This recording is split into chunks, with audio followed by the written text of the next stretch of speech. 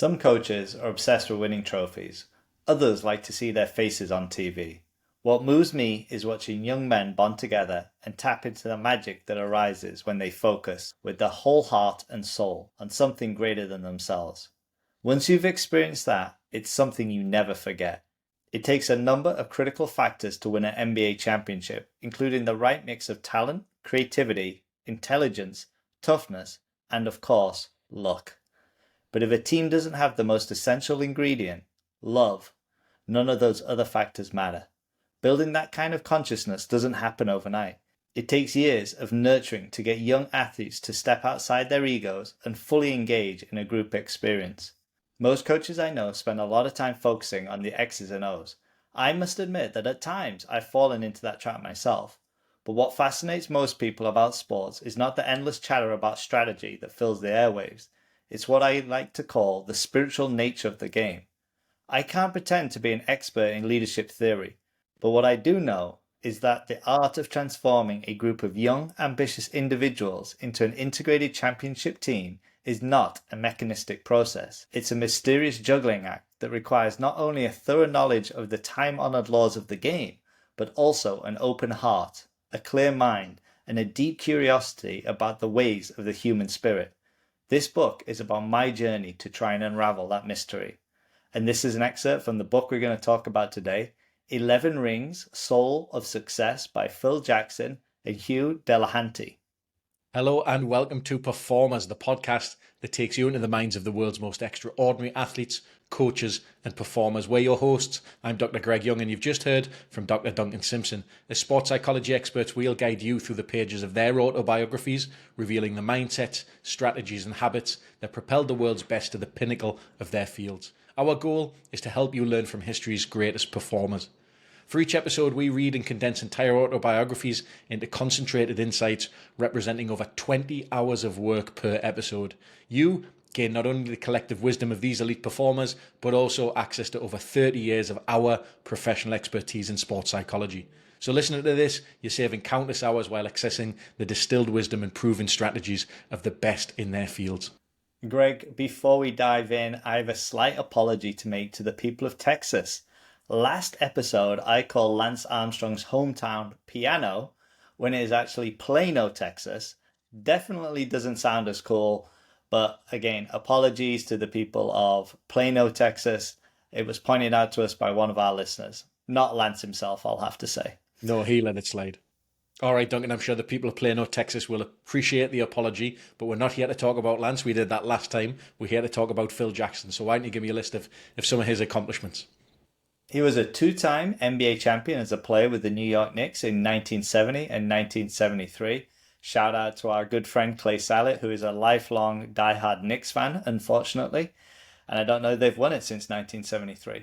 He won 11 NBA championships as a head coach, 6 with the Chicago Bulls, 5 with the LA Lakers, and he did the three-peat on 3 separate occasions, which is, of course, the most ever by a coach. Despite 11 NBA championships, he was only NBA Coach of the Year just once in 1996, which is pretty wild. That is wild. He has the most playoff wins by any head coach in history. In 2007, he was inducted into the Naismith Memorial Basketball Hall of Fame as a coach. Very accomplished man. So I know he's got a few different books, and some people might have seen some different things on the shelves if they perused it. What is it about this book? What are we getting into today? Phil has published quite a few books, such as Sacred Hoops and More Than a Game, which I have read, but I wanted to cover this one because it includes all of his championships, and it was released in 2013 after his retirement from the Lakers. And this book came highly recommended from a good friend and listener to the show, Lee Morris. So are you ready to dive in? Well, if it's on Lee's recommendation, I mean, I'd be foolish not to be. Absolutely. So Phil grew up under strict expectations of being a minister's child with both his parents that were deeply involved in the church. Sundays were really spent attending 2 sermons, one by his father and then the other by his mother. His parents met at Bible college in Winnipeg, drawn together by their shared devotion to Pentecostal movement rather than their actual romance. So, did you have something to add there? No, it's real fucking Disney stuff, though, isn't it? All right. After a couple of years of devoted prayer and supplication, I decided that this wasn't going to be my thing. I started desperately searching for school activities that would take me away from the nearly 24/7 life at church.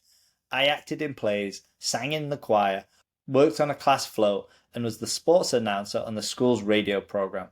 But my real savior was basketball. What I liked about basketball was how interconnected everything was. The game was a complex dance of moves and counter moves that made it much more alive than any other sports I played.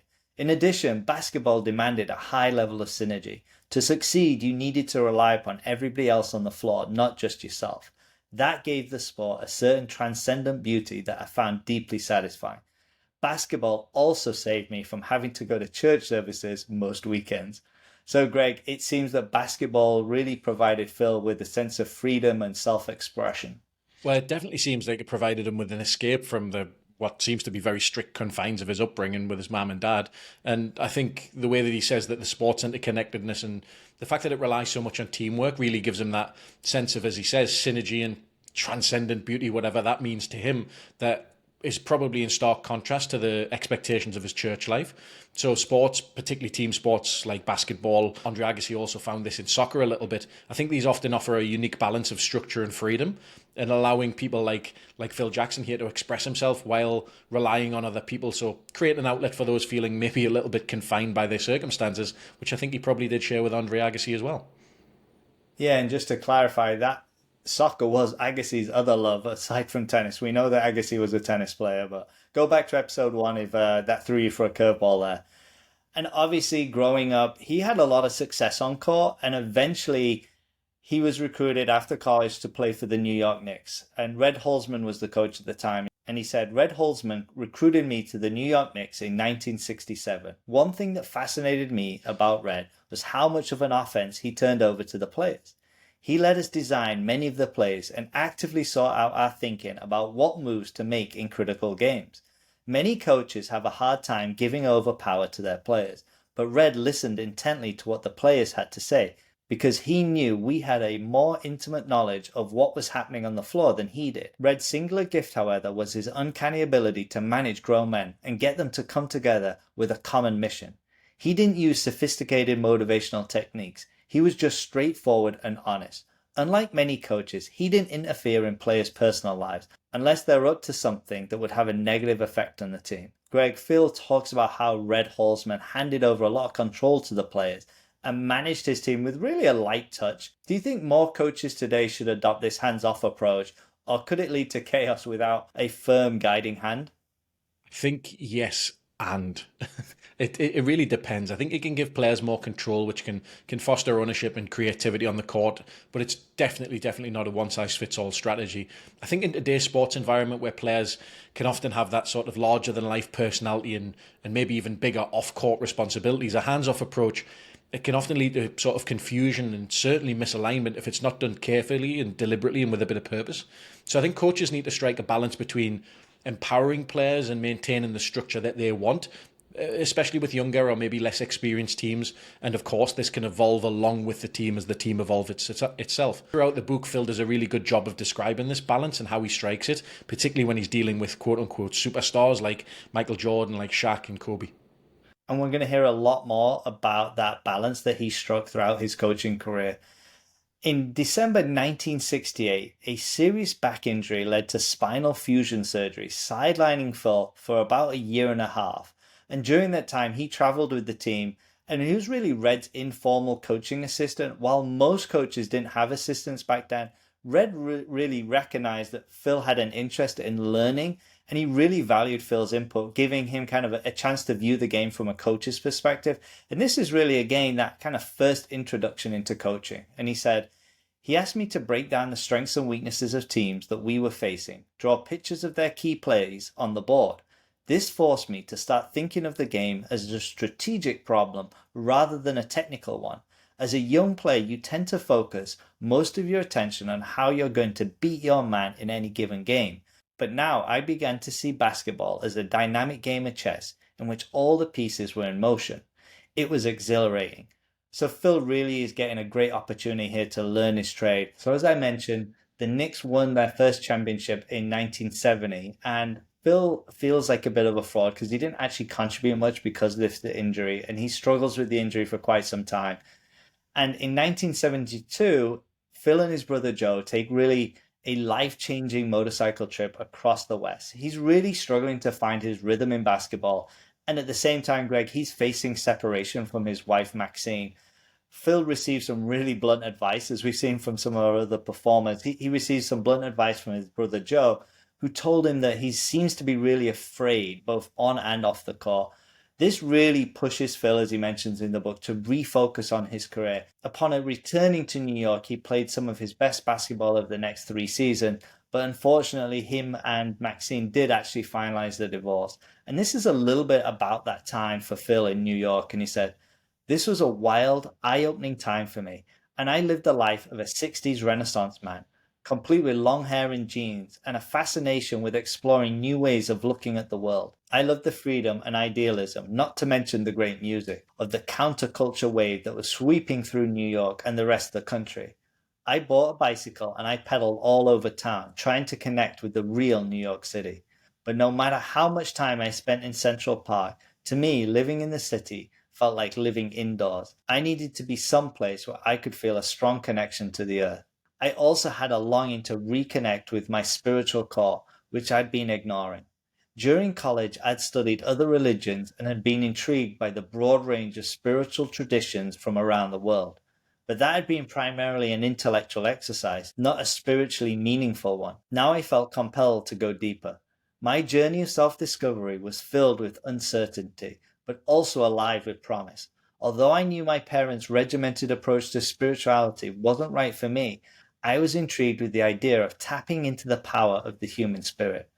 Greg, Phil really is a Renaissance man, and we'll hear how this deep reflection and self-awareness was really the foundation for his coaching approach. I think his journey from his spiritual exploration to his experiences on and off the court undoubtedly shaped his coaching philosophy by embracing different perspectives and having an appreciation of the human spirit. I think he learned the importance of understanding people at a deeper level, and we've talked in previous episodes about definitely not seeing athletes as robots for performance.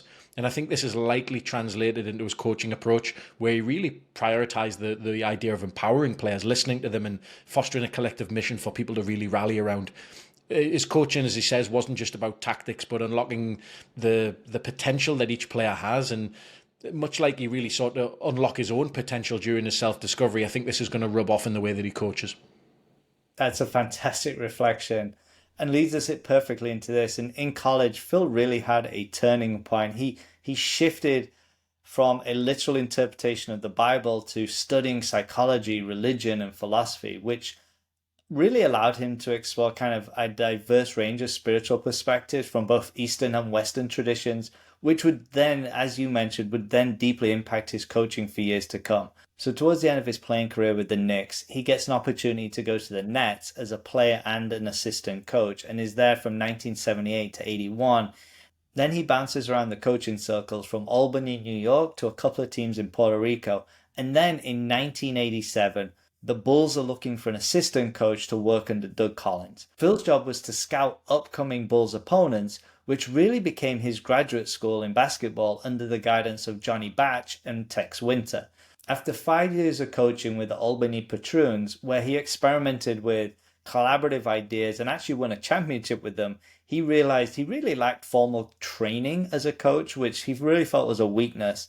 And working with Johnny and Tex helped him kind of catch up on some forgotten strategies that really would revitalize modern basketball. Johnny was a master of the Eastern style basketball, and Tex Winter is largely credited with popularizing the triangle offense, although he didn't invent it per se. It was really Sam Barry, who coached Tex at Southern Cal, who came up with the triangle offense. Anyway, Phil was in the hunt for a basketball system that really suited his style. And he says, ever since I started coaching, I'd been looking for a system of offense that approximated the selfless ball movement we'd used with the championship Knicks. The triangle not only required a high level of selflessness, but also flexible enough to allow players a great deal of individual creativity. That suited me perfectly. When everyone is moving in harmony, it's virtually impossible to stop them. One of the biggest converts to the triangle eventually was Kobe Bryant, who loved the unpredictability of the system. Our teams were hard to play against, Kobe says, because the opposition didn't know what we were going to do. Why? Because we didn't know what we were going to do from moment to moment. Everyone was reading and reacting to each other. It was a great orchestra. So, Greg, I know you're not an expert in the triangle offense, but can you explain what we mean by a system in this context? Like, how might it translate to leadership outside of sports? How dare you saying I'm not an expert in the triangle offense? Scandalous. You're right, I'm definitely not. But I think in this context, a system refers to maybe a structured approach that would guide how a team operates. So much like an organization strategy or workflow or the way that they do things, you might simply view a system as a shared mental model of how people respond in certain unfolding and evolving situations. So I suppose in leadership, this could be, likened to a business process or an organizational culture that sets certain rules or parameters, but allows individuals the freedom to innovate within those guidelines that it sets. So I think the key idea here really is balance. It's about creating that system that encourages both collaboration and personal creativity. And I think much like great basketball teams or teams from any sport, companies that thrive on both structure and adaptability get the best out of those people within that system. And the system itself, again, I'm not an aficionado with the triangle offense, but it wasn't particularly complex. The triangle actually required really sound fundamentals, and Tex was the expert at teaching things like dribbling, footwork, and passing. Tex's approach was really focused on precision, holding every player accountable, including rookies like Michael Jordan, to the same standard. And I love the saying, kind of bad ideas can hide in complexity, but bad ideas can't hide in simplicity. And it was really actually quite a simple system. And this is a little bit from Phil about this. And he says, the beauty of the system, and this applies to all kinds of systems, not just the triangle, was that it turned the whole team into a learning organization. The system also gave players a clear purpose as a group and established a high standard of performance for everyone. Even more important, it helped turn players into leaders as they began teaching one another how to master the system. When that happened, the group would bond together in ways that moments of individual glory, no matter how thrilling, could never foster. So Greg, how can leaders in any field create environments that encourage this peer-to-peer leadership and shared learning? I love that you're asking me all the simple questions today. Real softballs, these. I think that leaders can foster this kind of environment, maybe by building systems, and we've just talked about systems, but ones that really emphasize collaboration, that idea of shared responsibility, and perhaps above all, that idea of continuous improvement, evolution as it were. So when team members have that clear purpose and they understand the system's goals and what they're trying to achieve, I think they're more likely to take ownership of their roles and help other people do the same. I think leaders in business and other fields can really encourage that mentorship, and there's that word that appears episode after episode after episode, mentorship. But with that comes open dialogue and more importantly, knowledge sharing. So I think the result that you get is a team that's not only aligned with its goals, but also grows together, bonding over the shared learning and collective success rather than focusing on individual achievements. Well, you handled that softball pretty well. I'd say that's a home run. So jumping ahead, in 1987-88, after the playoffs, the New York Knicks, his old team, were interested in Phil replacing Rick Pitino, who was leaving to coach the University of Kentucky. The owner of the Bulls, Jerry Reinsdorf, decided to make a coaching change with Doug Collins leaving and persuaded Phil to take over as the head coach, and therefore history is rewritten because he never went to New York to coach the Knicks, which again could have changed the basketball landscape for New York. Yeah, sorry, Clay. Yeah, sorry, Clay. And he says, for the past 6 years, we'd been struggling to create a team around Michael Jordan. Now we had the talent in place to win a championship. But there was an important piece missing. In a word, the Bulls needed to become a tribe. To succeed, we had to get by the Detroit Pistons, but I didn't think we could outmuscle them unless we acquired a completely different lineup. And when we tried to play their way, our players ended up getting frustrated and angry, which was just what the Pistons hoped would happen. What our team could do, though, was outrun the Pistons and outdefend them as well. So as such, Phil really needed to create a culture within the Bulls organizations to get them past the Pistons. And he says, I wanted to create a culture of selflessness and mindful awareness at the Bulls. To do that, I couldn't just rely on one or two innovative motivational techniques. I had to devise a multifaceted program that included the triangle offense, but also incorporate the lessons I had learned over the years about bonding people together and awakening the spirit. My first step was to talk to Michael. I knew Michael wasn't a fan of the triangle. this was not going to be an easy conversation. Basically, I was planning to ask Michael, who had won his third scoring title in a row the previous season with an average of 32.5 points per game, to reduce the number of shots he took so that other members of the team could get more involved in the offense. I told him that I was planning to implement the triangle, and as a result, he probably wouldn't be winning another scoring title. You've got to share the spotlight with your teammates, I said, because if you don't, they won't grow. Michael's reaction was surprisingly pragmatic. Michael agreed to give my plan a try. Michael dedicated himself to learning the system and figuring out ways to use it to his advantage, which is exactly what I hoped he would do. So, how do you get top performers in any field to buy into a system, Greg, that may actually require them to step back from individual glory for the greater good? I think it's a really, really hard thing to accomplish, and I think this is something that coaches and leaders in all fields will struggle with from time to time. But I think, as Phil did with Michael, it's about really the way that you frame this, and framing the sacrifice of the individual as an opportunity for growth, both for the individual, but also more importantly for the team. So I think you need to connect with him on a deep level, which he seems very, very good at, and explaining how Michael lifting others up can elevate the entire group, including him. It's that idea of, right, the tide that rises all boats. So the challenge is balancing, obviously, the personal achievement and people's desire to kind of be the best version of themselves with collective advancement. And when top performers see that their leadership and influence can create really sustained success for a group, then I think they're more likely to embrace the shift from individual accolades to those team accomplishments. And as we said multiple times on this podcast, great performers are great problem solvers, and Michael was certainly a great problem solver. However, there were certainly teething problems, and Michael did like to go off script when he felt like it, and I don't think anyone was going to tell him otherwise. And we hear a little bit more about how he's trying to put the team together, and he says, basketball is a great mystery. You can do everything right. You can have the perfect mix of talent and the best system of offense in the game. You can devise a foolproof defensive strategy and prepare your players for every possible eventuality. But if the players don't have a sense of oneness as a group, your efforts won't pay off. As the bond that unites a team can be so fragile, so elusive, oneness is not something you can turn on with a switch.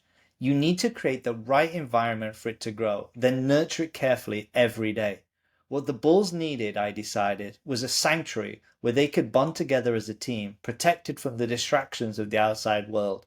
I prohibited players from bringing family and friends to our training facility, except on special occasions. I also restricted the media from observing practices. I wanted the players to feel that they could act naturally during practice without having to worry about doing or saying something that might show up in the papers the next day. Duncan, I'm going to jump in here. I think even with the perfect strategies and talents, a team, they just can't thrive without a deep bond between the players.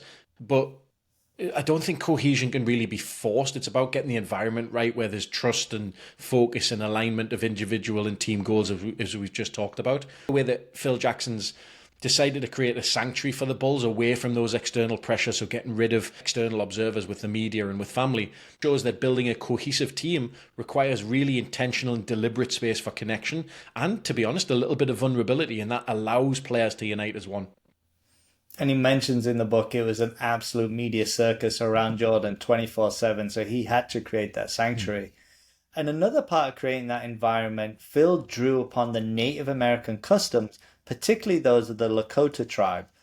Though Phil was actually born in Montana, he spent much of his upbringing and college years in North Dakota, where the Lakota people have several reservations. His fascination with their customs and traditions, especially their emphasis on community, really deeply resonated with Phil and ultimately his coaching philosophy. The Lakota's focus on interconnectedness and collective harmony really became the foundational elements in the environment Phil sought to build in his teams. And he says a little bit about how he went about this. He says, as the season progressed, I slowly started to introduce the team to some tribal customs of the Lakota.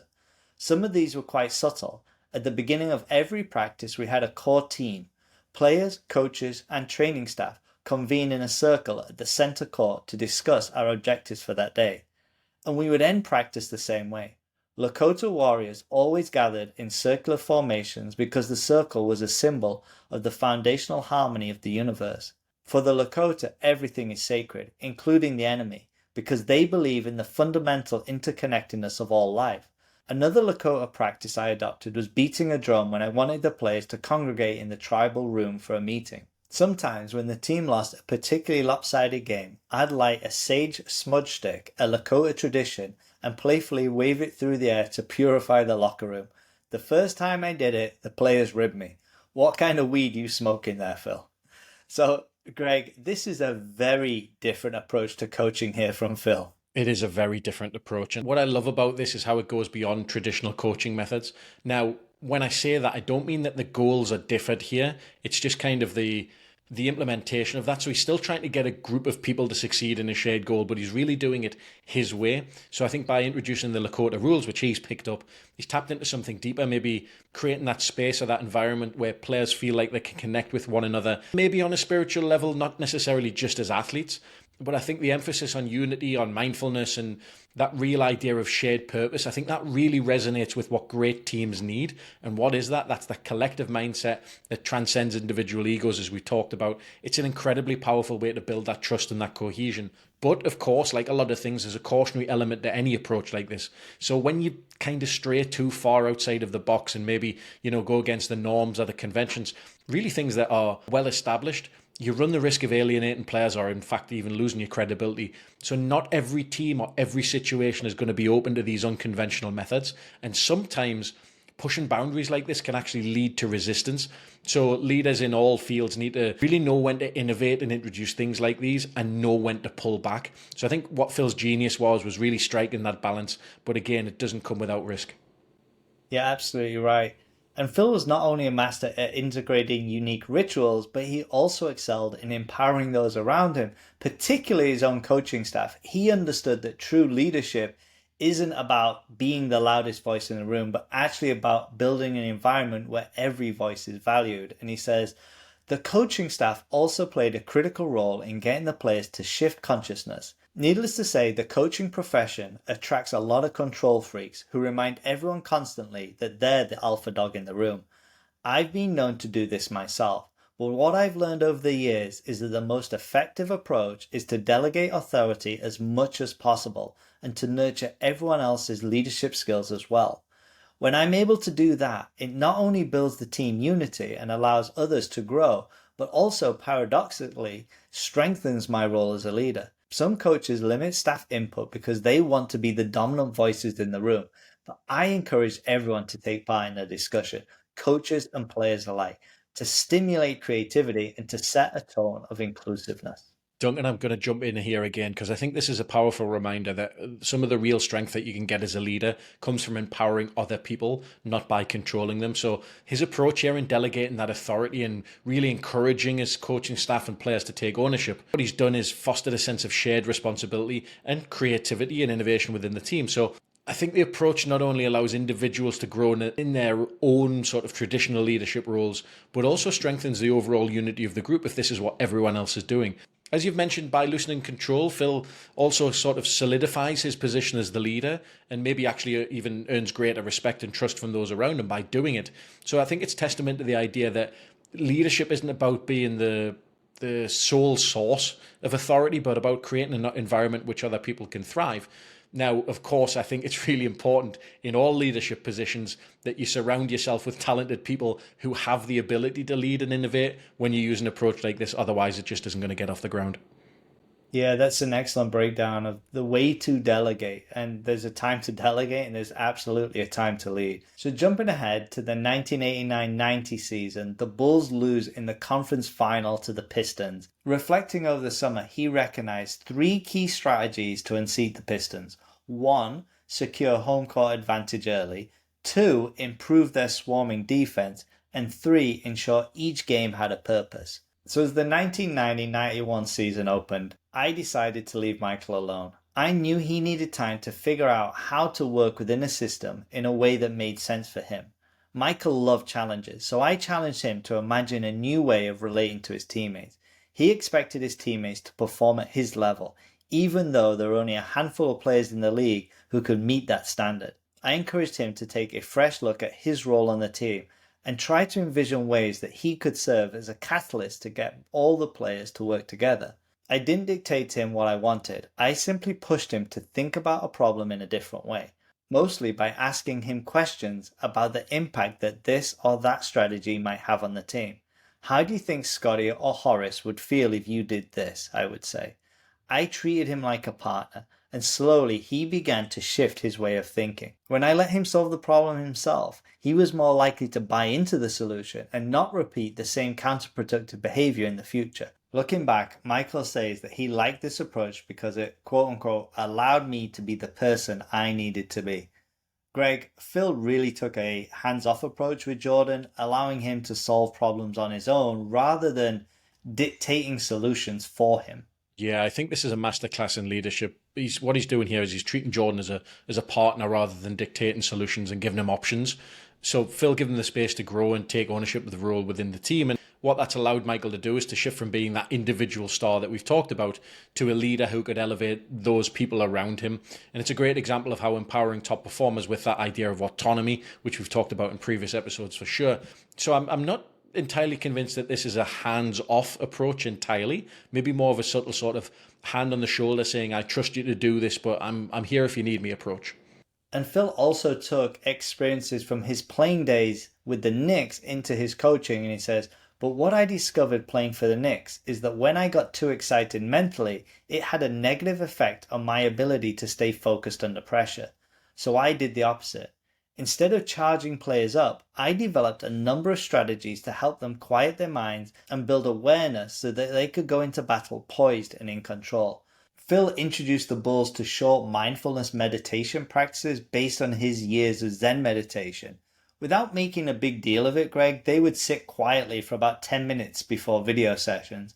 And he said, while some players kind of found it odd and used to take the time to have a nap, they humored him, knowing that meditation was important to Phil. And for Phil, this was simply about getting the team to sit quietly together. And for him, that was a good start.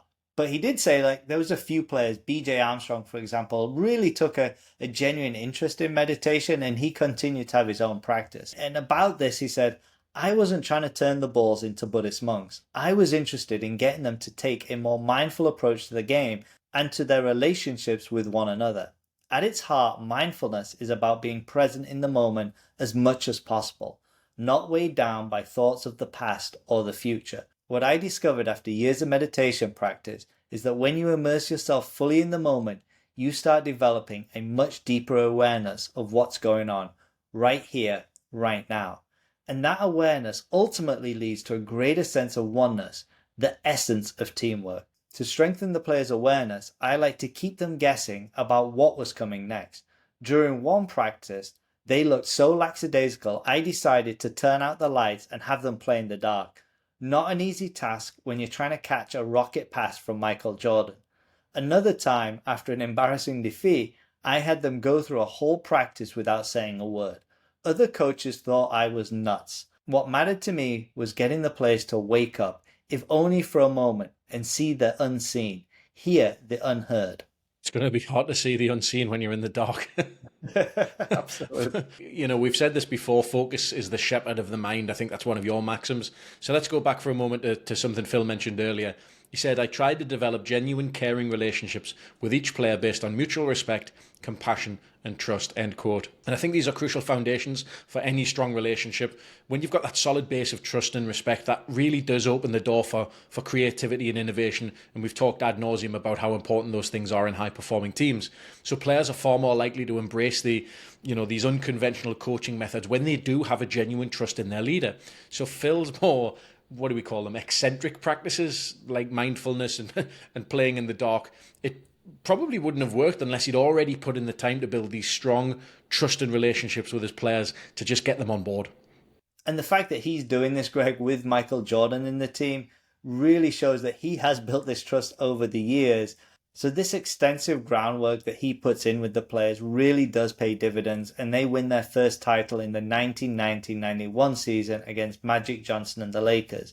And there's a short reflection regarding the impact of the first title. He says, you'd think it would get easier the second time around, but that's not how it works. As soon as the cheering stops, the dance of the wounded egos begins. Former UCLA head coach John Wooden used to say that winning takes talent, To repeat takes character. I didn't really understand what he meant until we started our second run for a ring. All of a sudden, the media spotlight turned in our direction, and everyone connected with the Bulls, whose name wasn't Jordan, began to vie for more attention. As Michael put it, success turns we's back into me's. However, Phil manages to keep the core group of players together, and for the 91-92 season, they win the title again, this time over a really talented Portland team led by Clyde the Glide Drexler. I love those names. Great name. Great We name. need more nicknames like that in modern sport. What would yours be, Greg? Put you on the spot. I don't know. No clue. No clue. Well, that's the listeners. Yeah. So, Don't do that, whatever you do. so as I mentioned, there's a lot of outside pressure. So let's dive in here with regards to how he created a team culture that resisted some of these outside pressures. And he says, in the Tao of Leadership, John Hyder stresses the importance of interfering as little as possible. Rules reduce freedom and responsibility, he writes. Enforcement of rules is coercive and manipulative, which diminishes spontaneity and absorbs group energy. The more coercive you are, the more resistant the group will become. This is what I was trying to do with the Bulls. My goal was to act as instinctively as possible to allow the players to lead the team from within. I wanted them to be able to flow with the action, the way a tree bends with the wind. That's why I put so much emphasis on having tightly structured practices. I would assert myself forcefully in practice to imbue the players with a strong vision of where we needed to go and what we had to do to get there. But once the game began, I would slip into the background and let the players orchestrate the attack. Occasionally, I would step in to make defensive adjustments or shift players around if we needed a burst of energy. For the most part, though, I let the players take the lead. To make this strategy work, I needed to develop a strong circle of team leaders who could transform this vision into reality. Structure is critical. On every successful team I've coached, most of the players had a clear idea of the role they were expected to play. When the pecking order is clear, it reduces the players' anxiety and stress. But if it's unclear, the top players are constantly vying for position. The center will not hold, no matter how talented the roster. With the Bulls, we didn't have to worry about who the top dog was, as long as Michael was around. Once I forged a strong bond with Michael, the rest fell into place. Michael related strongly to the quote-unquote social bullseye because he envisioned the leadership structure as a series of concentric circles. Phil was the centerpiece of the team, and I was an extension of that centerpiece, he said.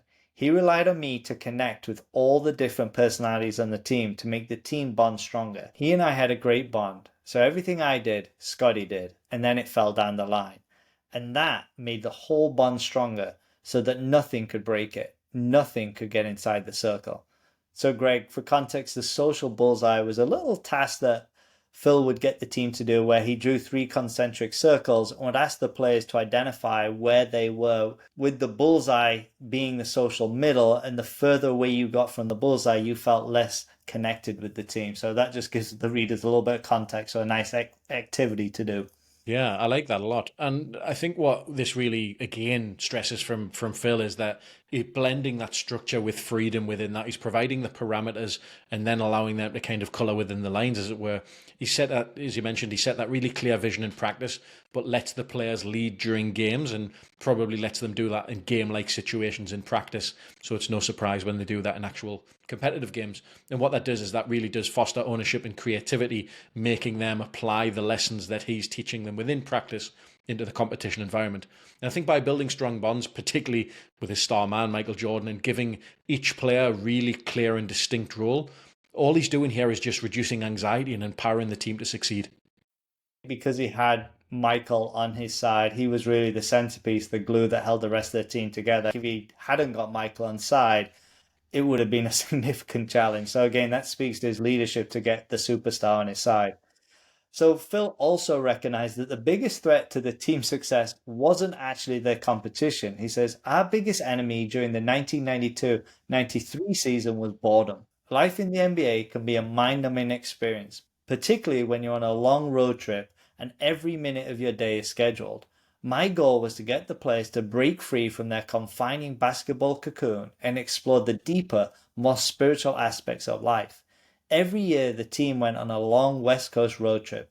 Before the trip, I would select a book for each of the players to read based on what I knew about them. Some players read every book I gave them, others dumped them in the trash. But I never expected everyone's 100% engagement. The message I wanted to convey was that I cared enough about them as individuals to spend time searching for a book that might have special meaning for them, or to make them laugh. Another way I pushed the envelope was to have experts come in and teach the players yoga, tai chi, and other mind-body techniques.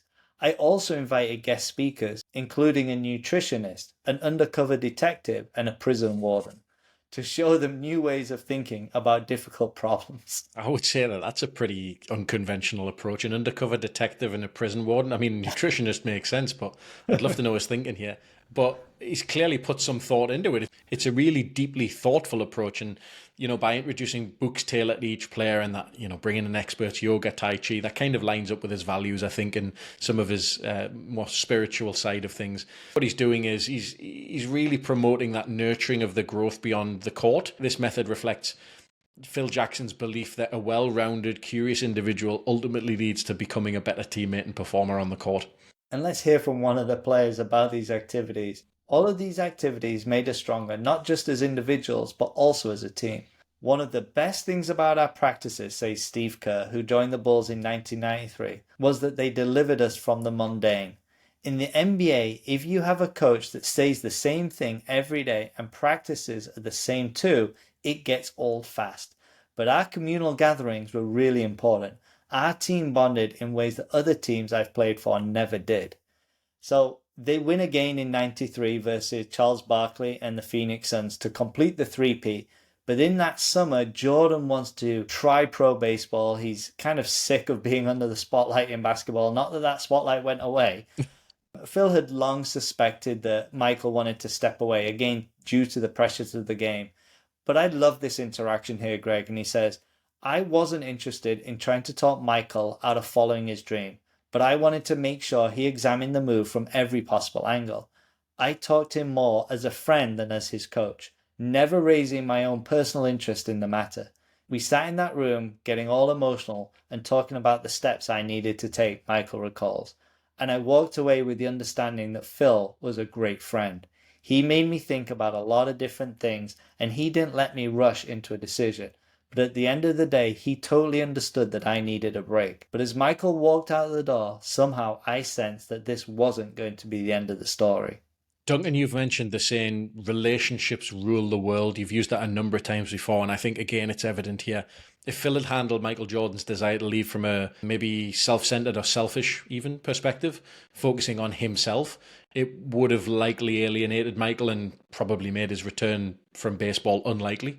However, the way that he did approach that situation selflessly and putting Michael at the center of things, he really did leave that door open for Michael Jordan's return. And the way that he spoke to him as a friend, not just as his coach, I think encouraged Michael to walk back through that door when he figured, baseball maybe wasn't the path for him. And that's a really insightful takeaway, Greg, because I think it would have been very easy for Phil to say, look, I need you. Let's win the fourth championship. But he didn't choose to do that. He obviously cared about Michael as a person, and ultimately that did leave the door open. So with Jordan gone, the team moves on, and Phil brings in George Mumford, a meditation teacher. The team is going through this identity crisis without Michael. George helped refocus the team on this really being an opportunity rather than a crisis. And Phil says, one of the first things he noticed about the players, particularly the younger ones, was that they were trapped inside a restrictive mindset that made it difficult for them to adapt to their new reality. Many of these guys were the main dudes on their college teams, he says. But now they're in the NBA, and there are a lot of players who are faster, quicker, and stronger. So they had to figure out a new way to compete and be successful. The thing that got them here was not going to get them to the next level. Our goal was to help the players make a similar shift. They each needed to find a role for themselves that played to their strengths. Greg, we've discussed this concept of stepping up to new levels in several episodes, and it's another clear example of the young players coming in and struggling to adapt to this, the highest level, which is the NBA. You're right. And I think what's particularly insightful here is the realization that progress isn't just about pushing or working harder, but it's about evolving strategically. So, in the same way that these players had to redefine their roles, stepping up to the next level often requires that idea of letting go of old patterns and mindsets that no longer serve you. We talked about Kenny Rogers, right? Know when to hold them, know when to fold them. And it's a reminder that growth isn't just about doing more of what you're good at, it's about identifying new strengths or areas for improvement, embracing discomfort, and being willing to pivot when it's necessary for that growth. Success at the next level demands adaptability and a willingness to see yourself in a new light. So without Jordan, the Bulls go 55-27 in the 93-94 season, which is a pretty good season. They get to the playoffs, but they lose to the Knicks in the second round. Jordan ultimately comes back for the 95-96 season, along with the acquisition of the infamous Dennis Rodman. And Phil says, before Dennis arrived at training camp, I had a long discussion with the players. I warned them that he was probably going to ignore some of the rules because it was hard for him to abide by certain guidelines. I would probably have to make some exceptions for him at times, I said. You're going to have to be grown up about this, I added. And they were. So, Greg, sometimes you have to bend the rules a little to accommodate certain personalities. And I love what Phil does here. He's clearly communicating with the rest of the team. Look, I'm going to bend some rules for Dennis because this is just his personality. And I need you guys to be grown-ups here. I'm going to bend some of the rules here because that's his personality and he's good. And he's good. And we need and he's good. But you're right. I think it is a good point, and it highlights what's a really important aspect of leadership, knowing when to be flexible. So he understands, Phil understands that not every player operates in the same way, and Dennis Rodman is the absolute case study for that. And having discipline within an organization or within a team, of course, it's crucial, and that rigid adherence to rules can sometimes be counterproductive when dealing with people like Dennis, who you probably describe as anti-authoritarian, if anything. So as you mentioned, what's really powerful here is Phil's transparency with the rest of the group. So by addressing the team directly and really explaining why exceptions might be made and why there might be some leeway here and there, again, what he's doing is fostering trust and ensuring that any special treatment that happens doesn't breed resentment within the larger group. And there's a little bit more here about how he handled Rodman. He says, most of the players developed a fondness for Dennis right away. They soon realized that all his wild offstage theatrics, the nose rings, the tattoos, the late night parties in gay bars were all a part of an act that he created with the help of Madonna to get attention. Underneath, he was just a quiet boy from Dallas with a generous heart who worked hard, played hard, and would do anything to win. The shadow side of Dennis was more of a challenge. Sometimes he was like a pressure cooker about to explode. He went through periods of high anxiety that lasted 48 hours or more, and the pressure would build inside him until he had to release it. During those times, his agent would often ask me to give Dennis the weekend off if we didn't have any games, and they would go to Vegas and party for a couple of days. That year, I stopped pacing along the sidelines during games because I noticed that whenever I got agitated, Dennis would be hyperactive. And if I argued with the ref, it would only give him license to do the same. Duncan, I think at its core, this is great leadership, and it's about recognizing that every person on the team comes with their own unique strengths, challenges, motivations, all of the baggage that comes along with each person. But really, the key takeaway here is that leaders must be flexible, they must be adaptable, and they must understand that treating everyone equally doesn't always mean treating everybody the same. I think the key takeaway is I want to have Dennis Rodman's agent. Yeah, that guy's done wonders. What he really needs is for 2 to 4 days in Vegas. Yeah, exactly. So he goes on to say, all the pieces fell together beautifully. We didn't have a dominant big man like the 60s Celtics and the other great teams of the past, but these Bulls had a remarkable sense of unity, both on defense and offense, and a powerful collective spirit. Everything we did was designed to reinforce that unity. I had always insisted on structured practices with a clear agenda that the players would receive ahead of time. But we also started organizing other aspects of the team process to create a sense of order. We had absolutely everything in place that we needed to fulfill our destiny. Talent, leadership, attitude, and a unity of purpose. And they did. In the 95-96 season, they win 4-2 against the Seattle Supersonics, who had Sean Kemp and Gary Payton. In 96-97, they beat a good Utah Jazz team who had John Stockton and Karl Malone, and they beat them 4-2. So going into the 97-98 season, Phil's relationships with the GM, Jerry Krause, deteriorates, and Phil says, as with most relationships, both of us contributed to the collapse. I was driven by the need to protect the team's privacy and autonomy at all times, while Jerry was desperately trying to regain control of the organization. This kind of conflict is not unusual in the sports world, but unfortunately for us, our differences were being played out on a large public stage. Looking back, I think my struggle with Jerry taught me things about myself I couldn't have learned any other way. The Dalai Lama calls it the enemy's gift. From a Buddhist perspective, battling with enemies can help you develop greater compassion for and tolerance for others.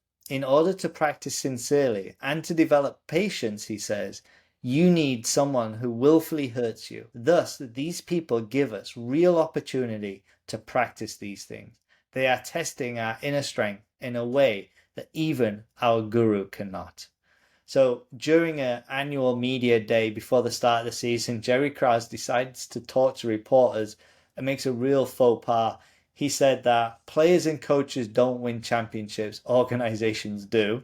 Probably not something you want to say to a Michael Jordan-led team.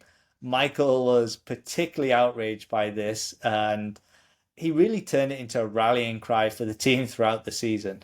It's actually not a terrible mechanism to use. We know from research that adversity can actually enhance team cohesion, and Jordan really isn't missing an opportunity to bring the team together around a common enemy. I guess the enemy within, right? And this is how it played out.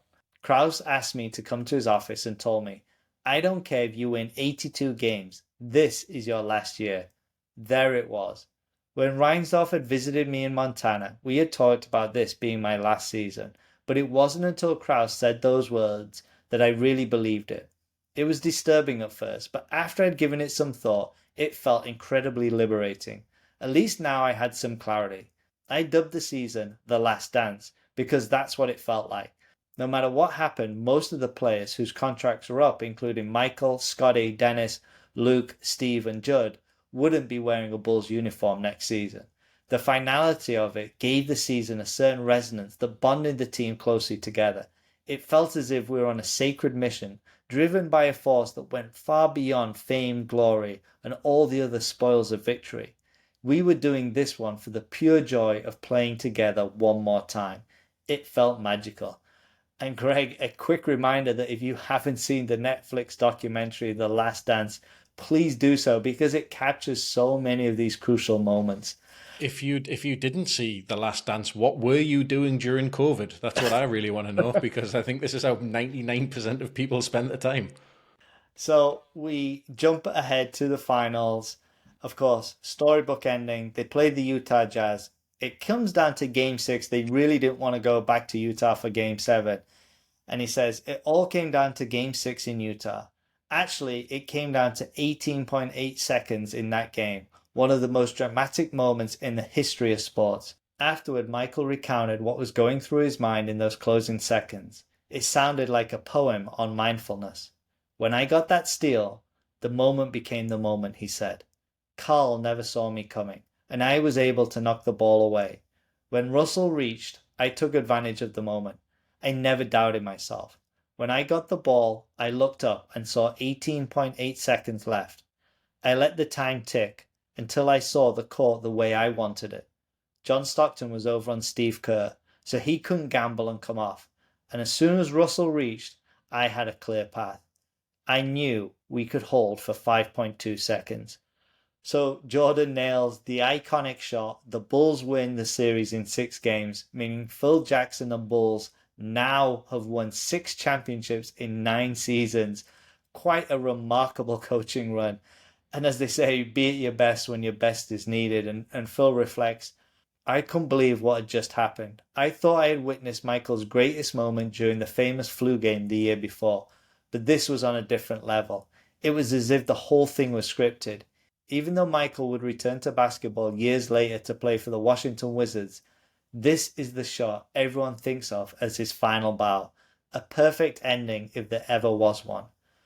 So Phil takes some time away from the game, and then he gets offered the Lakers job for the 1999-2000 season. And the Lakers were really a young but talented team. And he says, the key, I said, was to get the Lakers to trust one another enough to work together effectively and to make the transition from a me team to a we team, the way the Bulls had in the early 1990s. Our plan was to begin at the beginning, teaching the players the rudiments of the system, starting with basic passing and shooting drills. The team soaked up everything we threw at them. Fish takes a broader view. We've been through a couple of years of frustrating playoffs, he says. Although we had a lot of talent, we still hadn't figured out a way to maximize our potential. So when Phil and his staff were hired, it brought everyone to attention and got us to focus in a way I hadn't seen in the first 3 years we played together.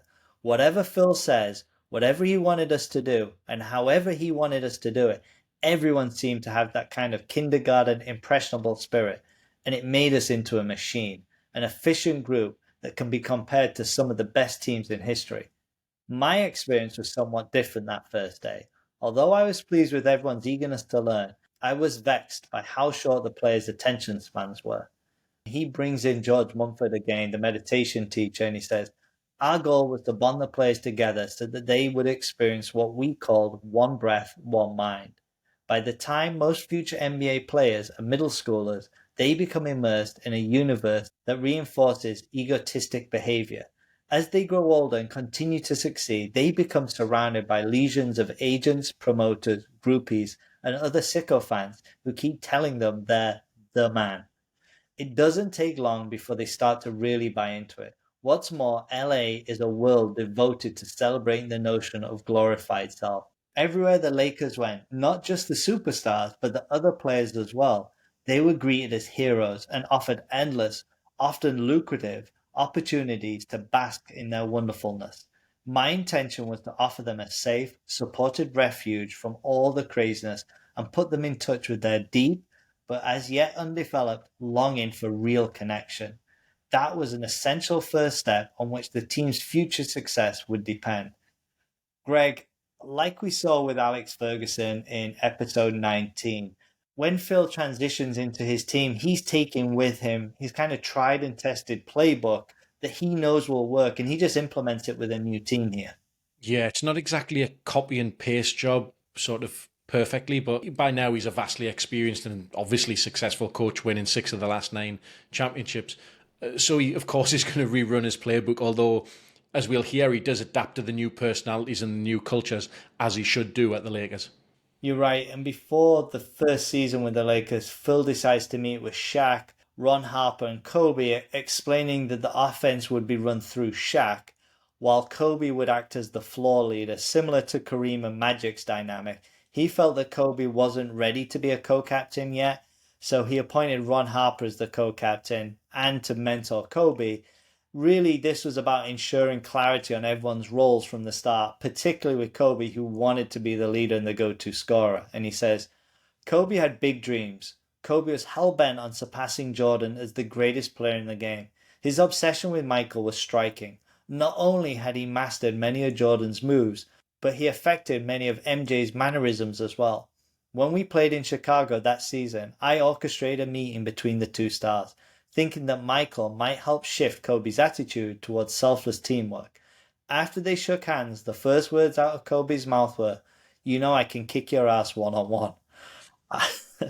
I admired Kobe's ambition. Obviously, basketball isn't an individual sport, but Kobe had yet to reach out to his teammates and to try to get to know them.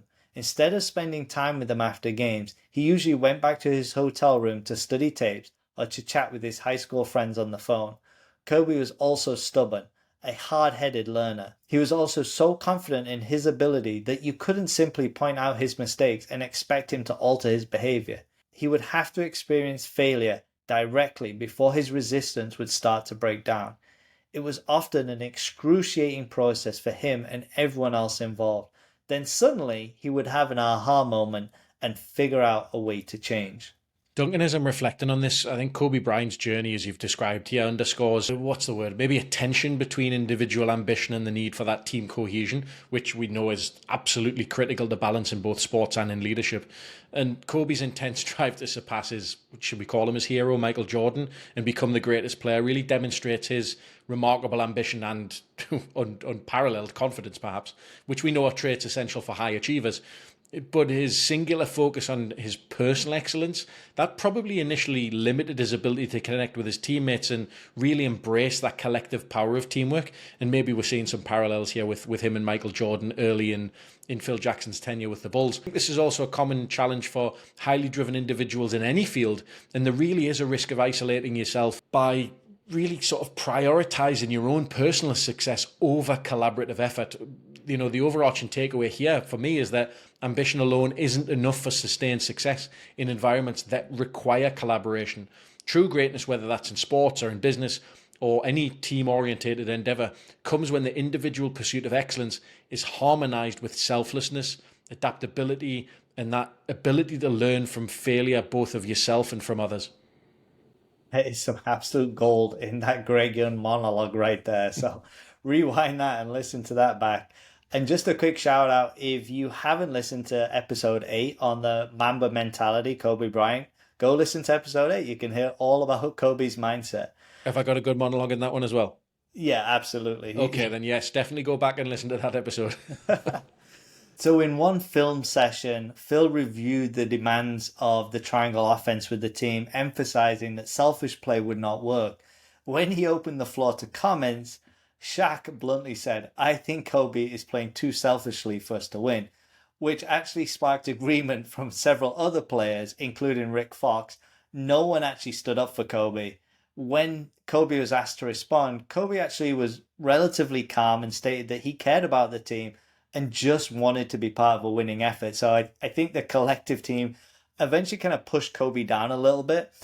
And going into the playoffs, he says, "What worried me about this team was the ghost of the playoffs past. The players had a tendency to lose patience and panic when the pressure started building, and they couldn't get by on talent alone. With the Lakers, I found that I had to be the model of calmness and patience, much more so than with the Bulls. I had to demonstrate that the key to inner peace is trusting in the essential interconnectedness of all things. One breath, one mind. That's what gives you strength and energy in the midst of chaos." Of course, Phil's approach is again successful, and he helps the team to get over the hump, and they win the NBA championship against the Indiana Pacers 4-2. And he says, "To be honest, I never expected to win our first ring so quickly. I thought it would take years, at least 2 years, for the players to learn the system and to gel into a cohesive unit. But this team was on the fast track to glory. It was gratifying to see the basic principles we'd developed with the Bulls could be so effective in transforming a very different kind of team into champions. Obviously, Shaq's dominance was a key factor in our victory, and so was Kobe's relentless creativity. But what pleased me even more was the synergy the two of them exhibited in the last part of the season, after they realized that they needed each other to achieve the only goal that mattered." So going into their second season, there are big egos and there are personal agendas. And he says, "Sometimes when I'm filling out forms, I list my profession as magician. I'm not trying to be mischievous. It's just that when I think of the ego balancing act NBA coaches have to perform, making magic may be the best way to describe what we do. That was certainly true in the fall of 2000. When we regrouped in LA to start the new season, the year after winning the championship is always the hardest. That's when everyone's ego rears its head, and the uncanny chemistry that the team felt just a few months earlier suddenly dissolves into thin air." Rick Fox compares winning an NBA championship to getting your first Oscar. "It defines who you are," he says. "For the rest of your life, you mean something. But it also changes your expectations. You win a championship and you all go away and you get patted on the back for several months. Most of the players try to conceal their personal agendas, but they're not hard to detect, especially when everybody starts playing together. One of the beauties of the triangle offense is that it exposes every player's mindset without him ever having to say a word. The first thing I noticed was a loss of drive. The players had put their hearts and souls into winning the championship, and now many of them were in cruise control. But I decided not to ride them too hard in the early part of the season. Now that they were champions, I told them it was time for them to start figuring out how to solve problems on their own. Duncan, I think for me, this highlights a real delicate balance of managing egos and expectations in a high performing team, particularly coming off a championship win. Leadership at this level really does require that nuance. It's almost like an invisible touch that keeps everyone aligned. It's not forceful, it's not necessarily guiding. It's certainly not that traditional approach to leadership where you're sort of out in front and, hey, follow me. It's a little bit kind of leading from behind and just sort of pushing things gently forward. And of course, his job as a magician would be severely tested by their two superstars that both had big egos. Conflict was almost inevitable with Shaq and Kobe because they were both vying to be the number one. Neither one was willing to be number two. And he said, "It was tempting to inject my own ego into this dispute. The point is to avoid acting out of anger and creating an even stickier mess. And if you're lucky, the problem may resolve itself. I'm not adverse to taking direct action if that's what it's called for, but I've discovered that you can solve many difficulties with what Lao Tzu called non-action. This approach is often misinterpreted as passivity, but actually it's just the reverse. Non-action involves being attuned to what's happening with the group and acting or non-acting accordingly. As Brian Shaw says, I let it manifest itself. Phil allowed Shaq to be who he was, and he allowed Kobe to be who he was, says Bryant.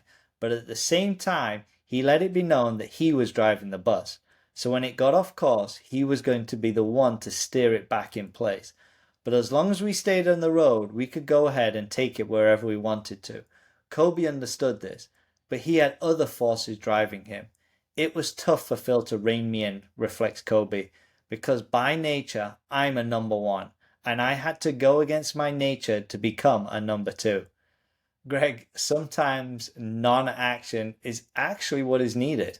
Yeah, so this concept of no action, or sometimes it can be called an act of omission, as a form of action goes far beyond this specific scenario with Shaq and Kobe. In leadership and even in life, there are moments when intervening or stepping in too quickly or maybe even too forcefully can actually disrupt the progress that the group or the individual is going to make. So by not rushing to fix things, which can be a natural tendency, particularly for newer coaches, I think leaders can really give people the space to find their own balance and to resolve the conflicts on their own terms, which in turn often leads to deeper growth and self-awareness. It's a form of trust in the individual, in the process, and in the team dynamic. So this idea of non-action requires patience, observation, wisdom to a degree, knowing that sometimes the best course of action is to actually let things just play out, let them manifest, as he says.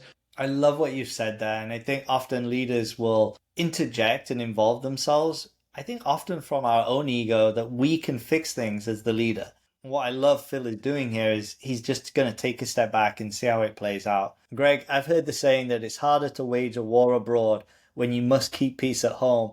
And that whole season, Phil and the whole team is navigating this conflict between its two star players. They get to a point where they're not even talking to each other. However, despite the ups and downs, they do eventually pull it together when it counts, and they beat Allen Iverson and the 76ers 4-1 in the finals. And he says, I was relieved that this crazy season was finally over. Yet, when I reflect back on it, I realized that I had learned an important lesson that year about transforming conflict into healing. If we had tried to squelch the strife instead of letting it play out naturally, this young, growing team might have never come together the way it did in the end. Without the pain, the Lakers would not have discovered its soul. The second season was a soap opera, as we've just highlighted, but when it came to Phil's third season, which was the 2001-2002 season with the Lakers, he says, our biggest problem was boredom. That's true of many championship teams, but it was more pronounced with the Lakers. This team had been so successful so fast that the players had begun to believe that they could flip a switch whenever they wanted to and automatically rise to another level, the way we had done the year before. This didn't surprise me. I'd seen it with the Bulls during their first three-peat season. As far as I was concerned, the Lakers were evolving into a more mature team. The inevitable result of our effort to empower players to think for themselves instead of being dependent on the coaching staff for all the answers. I always welcome debate, even if it disrupted team harmony temporarily, because it showed that the players were engaged in solving problems. The bigger danger was when the critical mass of players jettisoned the principles of selflessness upon which the team was focused. That's when chaos ensued. Greg, despite all the drama, Phil remains really calm and views this as a really important part of the team's natural maturing process. And it's striking because I think most of the coaches will likely have tried to control the situation. Phil, however, really trusted the process. You're absolutely right. I personally think it's interesting because he does have that calm demeanor, whether another coach would perhaps behave in the same way. And he's also, as we've talked about, he's got a tried and tested method of doing this with his previous success that he's had with the Bulls. So it's not like he's just really experimenting with this. He's tried it before. But that idea of remaining calm, and what that allows him to do is really avoid micromanaging. And I think that's what sets him apart perhaps from other coaches. It really, again, is a lesson in leadership that sometimes the best action, as we've talked about, is to step back and let the team lead through their own experiences. So jumping ahead, the day of the finals versus the New Jersey Nets in 2002, he says, these men had been through a lot together and knew instinctively that their connection with one another would be a force to dispel anxiety as the pressure mounted during the game. Riding on Shaq's shoulders, we swept the Nets and became the first Lakers team to win 3 rings in a row since the club moved from Minneapolis in the early 60s. Now we could legitimately call ourselves a dynasty. With this victory, I tied Red Auerbach's record for the most championship titles won, 9. What mattered more to me though was what had happened to the team. In the final hour when it really mattered, the players dug deep and formed themselves into a championship team built on trust. The player who understood this best, surprisingly, was Kobe Bryant. Not long before, he would have scoffed at the idea, but he had grown and the team had grown with him. We've been through so many battles, he said. The trust naturally grows. The more wars you fight together, the more you understand the players you're in battle with. One breath, one mind, one spirit. I think in a nutshell, Duncan, this is transformational coaching. It's not transactional. It really is something that changes not only the makeup of the team, but I think the makeup of the individual as well. This is really personified in the calm before the finals that they've deliberately achieved through meditation and that collective focus that comes along with simply just sitting quietly in a room together. And this really underscores the power of mental preparation and trust and how you can develop these things as skills. The three-peat wasn't just about talent. Of course, it's very difficult to win championships without talent. Some teams can manage it, but for the most part, you do need that talent ability. It's the result of deep trust, cohesion, connection, belonging, all of these different things built over time that we know are so vital to successful teams. So their success over time really did point to this team being a dynasty. But with all good things, eventually things come to an end. And in the 2002-2003 season, they lose in the conference semifinals versus the Spurs. And during this time, Phil is having a really hard time dealing with Kobe. And he says, my strategy of giving Kobe space didn't seem to be working. The more liberty I gave him, the more belligerent he became. Much of his anger was directed at me. In the past, Kobe had been passive-aggressive when he didn't want to do something I asked of him. Now he was just aggressive. He made sarcastic cracks in practice and challenged my authority in front of the other players. But Kobe was in a heavy-duty survival mode, and when the pressure became unbearable, his instinctive reaction was to lash out.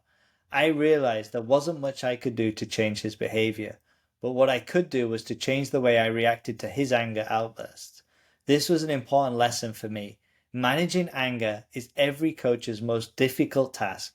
It requires a great deal of patience and finesse because the line between aggressive intensity needed to win games and destructive anger is often razor thin. So Greg, in this section, Phil is really talking about Kobe's anger, but also how to deal with your own anger. What's remarkable about Phil's approach is how he manages both his own emotions and Kobe's in this instance.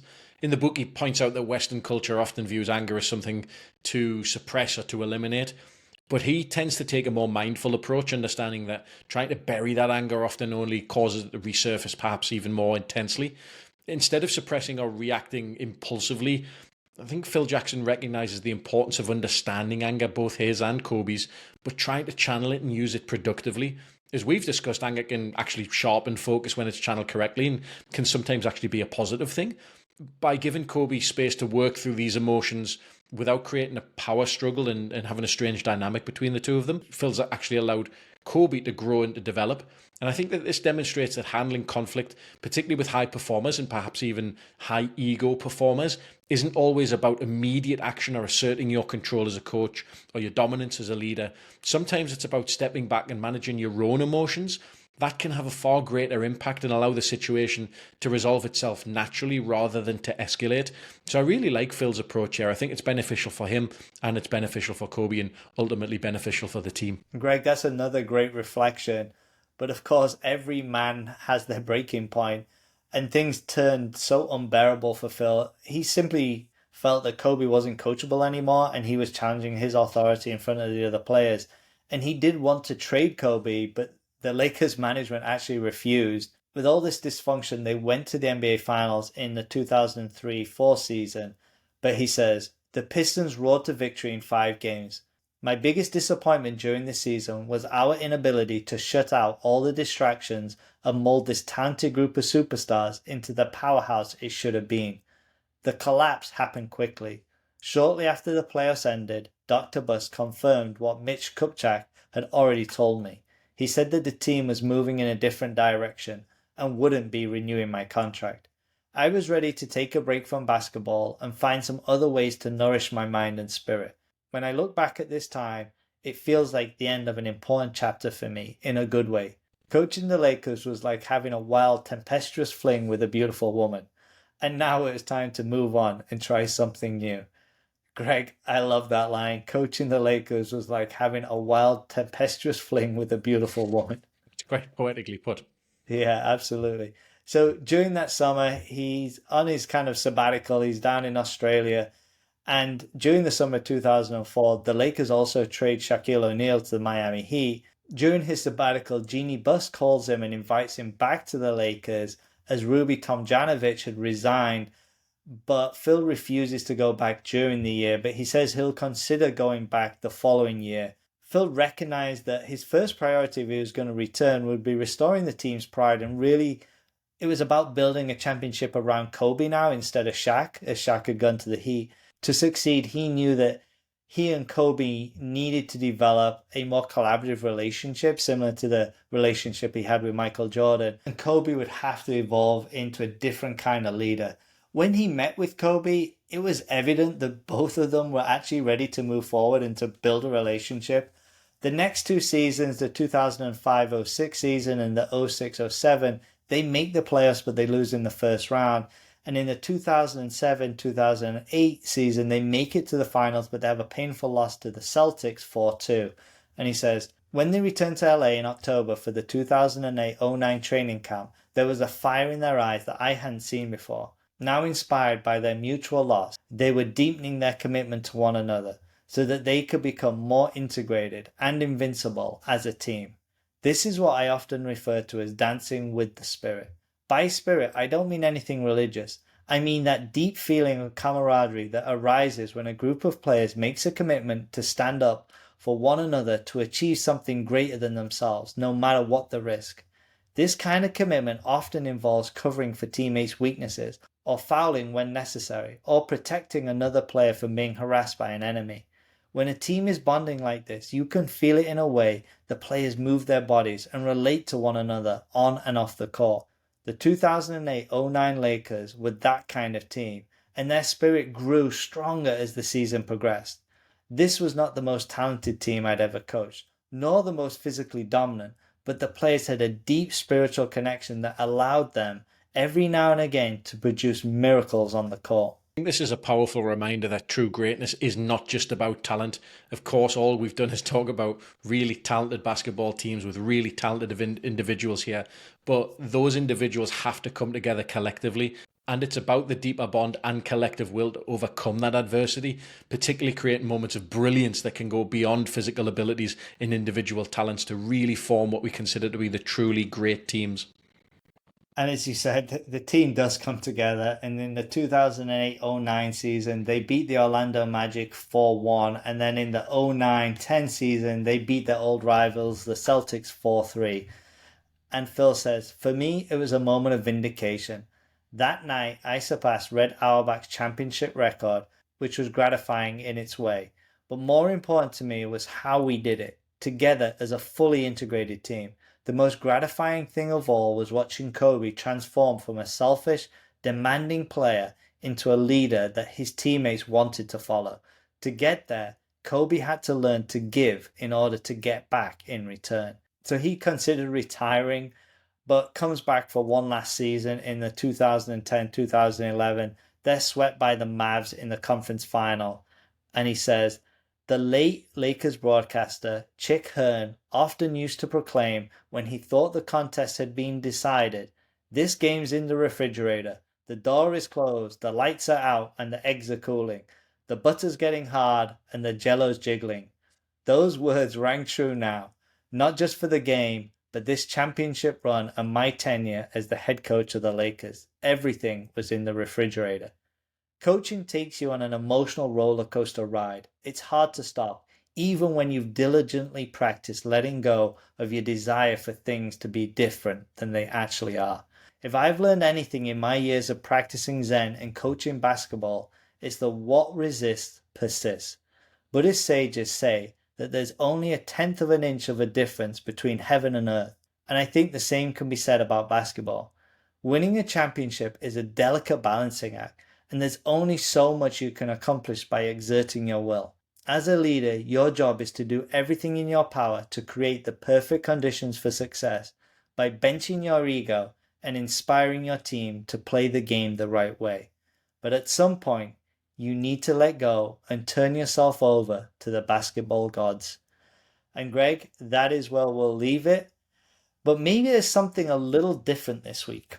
Yes, Duncan, something slightly different, because Phil's actually made this one really easy for me for this episode, as he actually outlines 11 key principles of mindful leadership that he's developed over the years. So before I go into his top 11 principles of mindful leadership, I want to remind our listeners that we have an email address, and that's performerspod@gmail.com. And what I would love you to do is email me with the one of these 11 that you'd take out, because we love a top 10 list here, but I'm going to give you 11. Which one would you, is in terms of an active omission or a non-action, which one would you take out?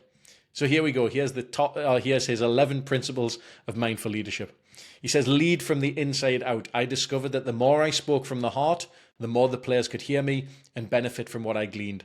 Number 2, bench the ego. I learned to dial back my ego and distribute power as widely as possible without surrendering final authority. Number 3, let each player discover his own destiny. I've always been interested in getting players to think for themselves so that they can make difficult decisions in the heat of battle. Number 4, the road to freedom is a beautiful system. When I joined the Bulls in 1987 as an assistant coach, my colleague Tex Winter taught me a system known as the triangle offense. That aligned perfectly with the values of selflessness and mindful awareness I'd been studying in Zen Buddhism. Number 5, turn the mundane into the sacred. As I see it, my job as a coach was to make something meaningful out of one of the most mundane activities on the planet, playing pro basketball. Number 6, one breath equals one mind. I also discovered that when I had the players sit in silence, breathing together in sync, it helped align them on a non-verbal level far more effectively than words. One breath equals one mind. Number 7, the key to success is compassion. In the West, we tend to think of compassion as a form of charity, but I share Lao Tzu's view that compassion for all beings, not least of all oneself, is the key to breaking down barriers among people. Number 8, keep your eye on the spirit, not on the scoreboard. Most coaches get tied up in knots about tactics, but I prefer to focus my attention on whether the players were moving together in a spirited way. Number 9, sometimes you have to pull out the big stick. Sometimes, no matter how nice a guy you are, you're going to have to be an asshole. You can't be a coach if you need to be liked. Number 10, when in doubt, do nothing. Basketball is an action sport, and most people involved in it are high energy individuals who love to do something, anything to solve problems. However, there are occasions when the best solution is to do absolutely nothing. And finally, number 11, forget the ring. At the start of every season, I always encourage players to focus on the journey rather than the goal. Well, a fantastic top 11 this week. And again, email us at performerspod@gmail.com with which one you will remove. So despite his 13 championship rings, Greg, What are your top 10 life lessons to avoid from Phil Jackson's story? Absolutely, always some things that we can learn from that didn't go necessarily well. So, top 10 lessons to avoid from 11 Rings by Phil Jackson. Number 1, letting ego dominate. Ego-driven behavior disrupts team dynamics and hinders success. Number 2, focusing on tactics over team spirit. Overemphasizing strategy can distract away from building team unity and spirit. He says most coaches get tied up in knots worrying about tactics. Number 3, avoiding conflict instead of addressing it. Conflict should be acknowledged and managed rather than suppressed. Number 4, neglecting mental and emotional well-being. Overlooking the mental and emotional state of players can lead to breakdown under pressure. Many of these guys had to figure out a new way to compete and be successful.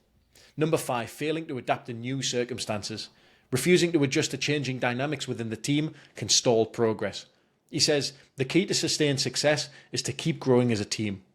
Number 6, over-reliance on talent alone.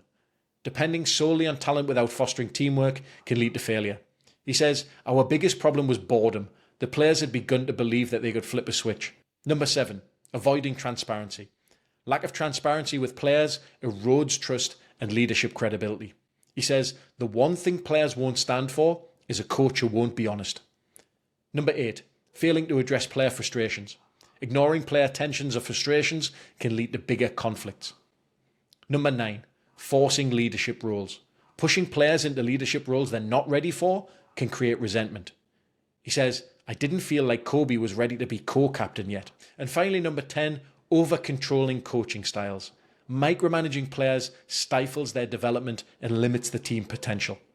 Thank you so much for joining myself and Duncan on this episode. If you enjoyed it like we did, we just ask you to do one thing. Share this episode with 2 people in your network. And for that, we are truly grateful. We'll see you next time on Performers.